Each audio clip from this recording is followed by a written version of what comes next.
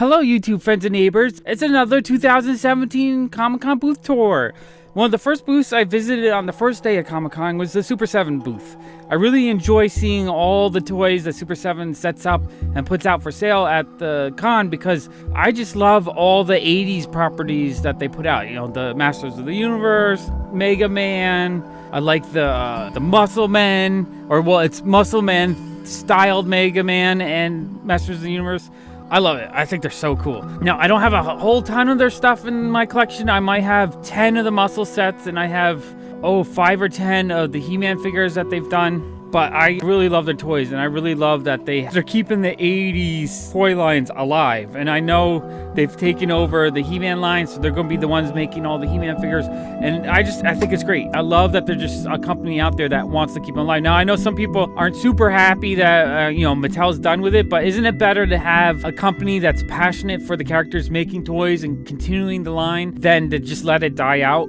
I think so. I think it's really cool. So I really enjoy seeing their booth, and I always make sure I get to do a video tour of it just because I want to see what's new. I just like seeing them all on display, and they usually have a pretty decent display where everything's in a nice glass case, lit up pretty well, and so you can really enjoy it. I like their reaction figures. When they started working with Funko to make the first few waves of reaction figures, I like the ones that are based on 80s properties, the aliens and that type of stuff, because it makes sense, because they look like figures that would have came out in the late 70s or early 80s. It was a little bit weird when they were doing more modern stuff like Breaking Bad, but I think since they took back over reaction, or at least for some of the lines. I don't know if they're working with Funko to do any newer ones, but the Masters of the Universe ones I really like. I think they're pretty darn cool. And I also really like the horror ones that they're doing, and I believe it's the worst. You'll see them in a couple of minutes. But the worst figures, I think those are really cool reaction figures because I like monsters from the early 80s when they did figures like that, like the Battlestar Galactica figures that were the aliens and whatnot, the aliens and monsters from Star Wars, Dragon Riders of the Styx. I like those figures that came out. So the ones that were more monsters and creatures, those are really cool figures that I really enjoy from the early 80s. So I like that they're doing a line of reaction figures that kind of are like a homage to that era of action figures. And so those are ones I definitely want to pick up. The other thing I really liked was that they are doing Hellboy toys, which right now there isn't really much Hellboy stuff coming out because there's no major movie. I'm assuming when the next Hellboy comes out, they'll make a bunch of stuff, but I like that they're working on Hellboy stuff now. I like seeing it. I like it being out there. They're cool characters, and it makes me kind of sad when a character kind of disappears for a while and they stop making toys or licensed stuff. Now, you don't have to be like Star Wars where you make 12 trillion toys all the time, but for cool comic lines like Hellboy, it is nice to see the occasional toy come out. So I'm really happy to see those. I think they're pretty cool, and I definitely kind of want to add them to my collection. So anyway, I like the Super7 booth. It's not the biggest booth in Toy Fair, but it's one of my favorite ones to visit. So let's continue this tour with a little music.